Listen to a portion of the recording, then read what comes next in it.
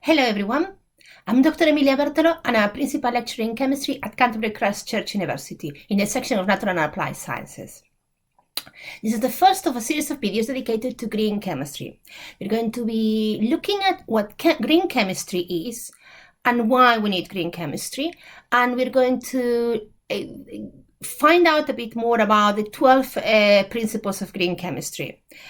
We are going to looking at some examples of green chemistry in practice in various fields, and we're also going to look at several measures that allows us to assess if a reaction falls under the category, or if a chemical process falls under the category of green chemistry. And for example, atom economy, not the only one, but specifically we will be looking a lot into atom economy and why we might want to use it. As usual, I've divided the content in several videos to make it easier to follow, and if you have any questions, just drop me an email and we can organize a tutorial. Let's make a start. So what is green chemistry? Green chemistry, sustainable chemistry, environmentally benign chemistry is the idea of designing chemical products and chemical processes that reduce or eliminate completely, ideally eliminate completely, but if not reduce it as much as possible, the use and the generation of hazardous substances.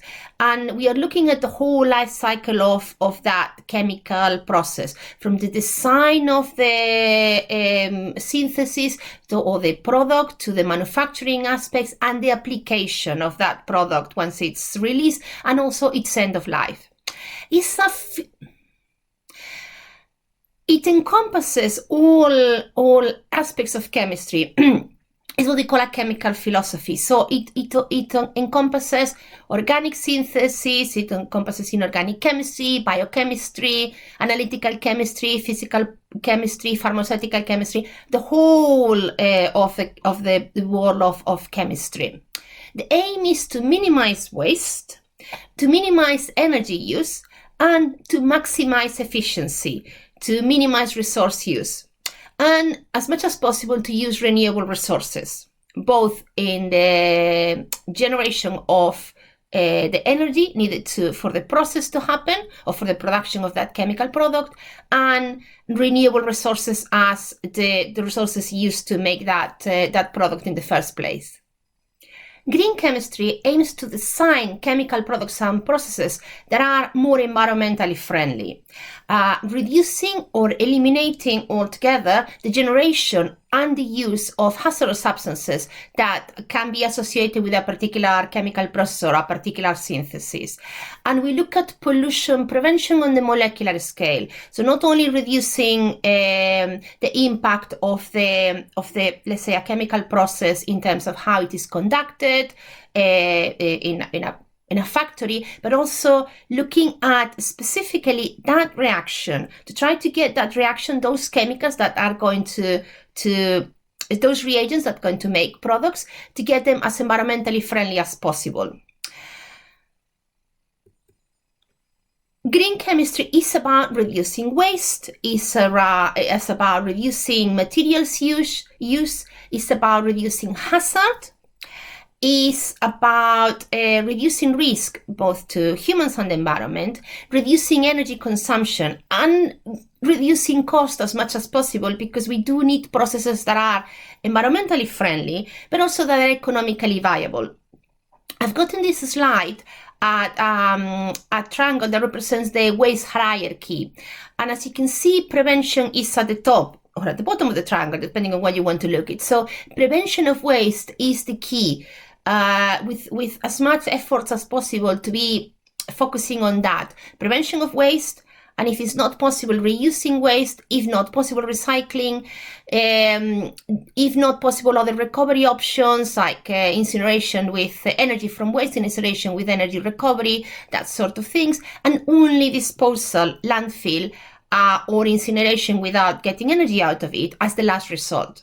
So green chemistry aims to have all our chemical processes and the chemical products that we make at the top of that pyramid, in the prevention stage.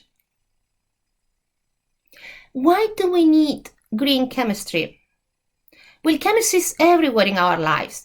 The pharmaceutical drugs that we use in agriculture, if you think of fertilizers, of pesticides, in food, both packaging, refrigeration systems, the preservatives that keep our food safe, transportation, like the use of fuels, for example, clothing,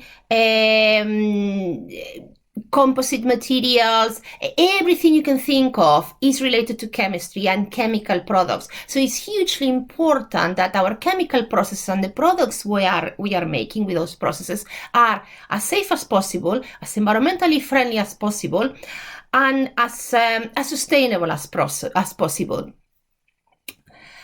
Why do we need green chemistry? Well, because chemistry, as I mentioned before, is a very, very important part of our lives and of how our world works, and because chemical processes and chemicals have created loads of problems, and we as chemists are aware of that.